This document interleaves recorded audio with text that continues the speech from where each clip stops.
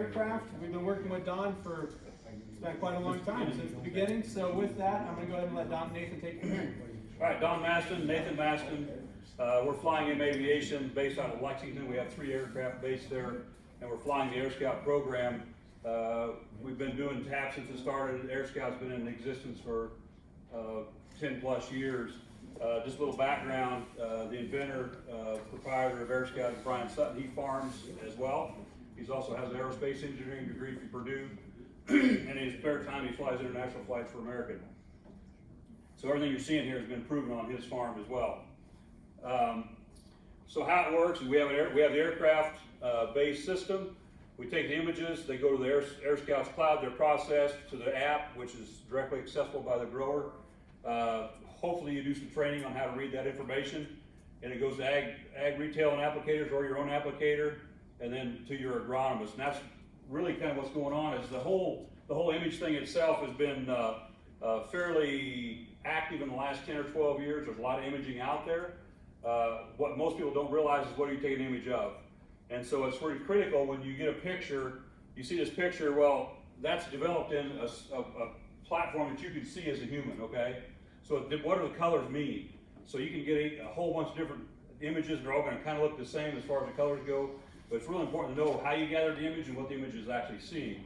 And so they need to tell you something, they need to bring value. Training is a key to it as well. Quality and timeliness is essential, and we'll see that here in a second as well. And then the app, of course, is how you access the information either from your phone or from your tablet or from your laptop or computer. And then be able to make some actions off of the information that you see.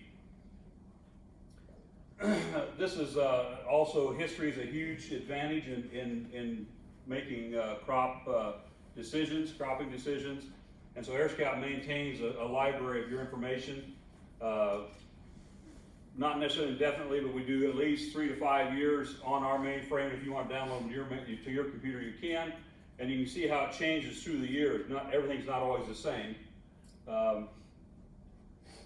So here, this is our visible RGB images side by side with the harvest maps across multiple years. Why don't we see layers like this look like this on our farms? This is an interesting slide if you purse it a little bit. So great software platforms exist with millions of dollars invested, and we want to use those platforms. Smart agronomists are there to help. Use your agronomist. We don't want to replace that guy. We want to make him Superman. That's what we're here to do. So you still need action on the ground. You can't just look at a picture and start making decisions. Soil samples are part of the whole picture. You do 2.5 acre grids every 2 to 3 years. And then the sorghum maps, that's kind of an interesting, everybody know how sorghum maps are created? What's the physical, Darren, how do you create a sorghum map? You get a bunch of interns that are trying to get credit for college, you send them out with some whatever, 4-wheelers into a field, and they walk around the field and they map the thing and they make a sorghum map. Depending on if it's a Friday or a Monday can make a difference on the quality of the image, you know what I'm saying? So sorghum maps aren't necessarily the end all. They're not even a good start in a super precise soil program. And of course, aerial agronomy is an emerging field, and that's kind of where we're trying to carry that through.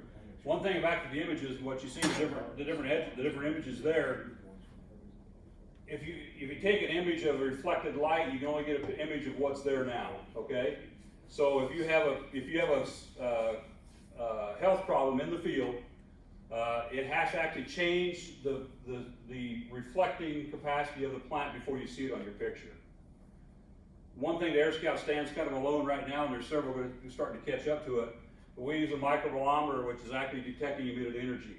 So the images that we take, we can actually take in the dark, although we don't because of the different conditions at night. But I've done that, and it works really well because we're actually looking at emitted energy in atoms from that source.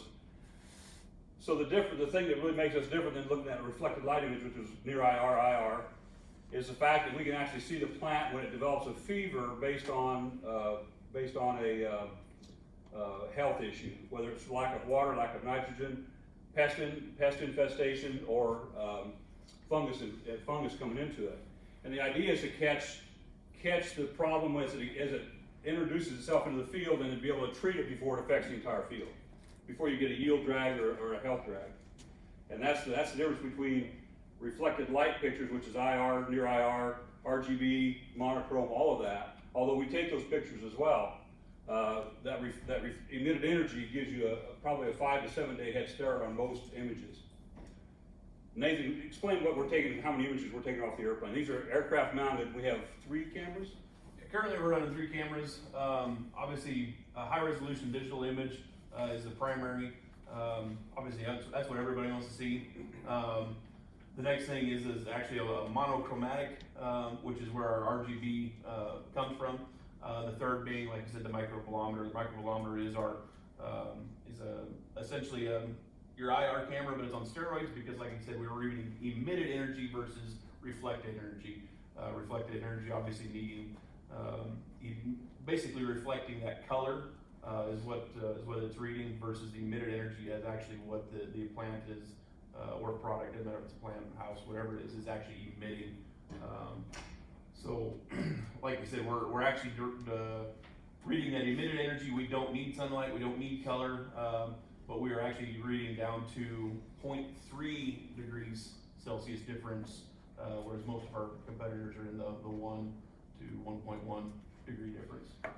So you look at the timing on the images. We fly initially every 10 to 14 days, starting at planning. We want to see the first picture of dry dirt or bare dirt, because we can tell by the emitted energy from the soil. We get compaction, we get or soil temp, we can get moisture content, and then as we go through the season, as we get closer to the maximum production time in July, August, we accelerate that time and go every 5 to 7 days on the pictures, because that's when you need to make real timely decisions. And as we get towards harvest, we want the last one to be right before harvest. We want to be able to correlate that.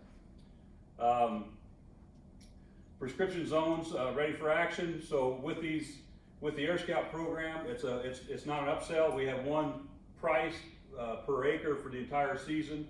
As we add features, we don't change the price. In fact, over the last 8 years, the price has come in half, and we've probably tripled the capability of the program.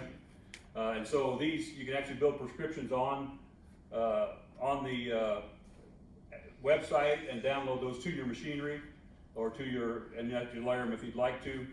Any image that we provide can be built into a prescription map. Doesn't matter if it's the RGB, doesn't matter if it's the ADVI, doesn't matter if it's the thermal. Any one of those images can actually be within the app on your computer. You can build it into a prescription, a variable rate map. Those in that drop-down box, we also, and obviously we're not getting into that, but in the drop-down box, you can actually build every different kind of variable rate map. So it doesn't matter whose monitor you're using, doesn't matter which pivot service you're using, doesn't matter whose sprayer you're using. There's all languages. All those are there. You load them up into your jump drive, and that will load into every monitor. So you can see there the differences in see the AirScout coverage right now. Of course, we have some stuff out in California, Oregon, a lot of stuff in South America, Australia, but this is the main coverage map for us. Flying in covers Nebraska, eastern Colorado, Kansas, some in South Dakota, some in Iowa and Missouri. With the kind of airplanes we have here and the ability to react quickly, we've actually done some insurance work, one-shot work, like after a hailstorm or after a windstorm. With that reflected energy, we can give you very accurate damage assessment within 24 hours of an event. And we've actually had guys go to their insurance company and say, look, you did this all wrong. Here's the actuality that we have to deal with. Software, when we take a picture today, you have it on your desk at 8 o'clock in the morning, so it's a quick turnaround. Like I say, we schedule events 10 to 14 days. We accelerate that through the season, so it comes to your phone or whatever device you want to use. Also, that information is yours only. We don't farm it out, we don't sell it, we don't aggregate it, nothing. You own that information. The only way we share information is to get your permission first, and then we can share it, but you own it, it's yours. Unlike some of the bigger companies that are aggregating and selling it. Thermal image advantage, you can see here, the field there on the left, that's a field where you can see the compaction where they actually run cattle in that middle third.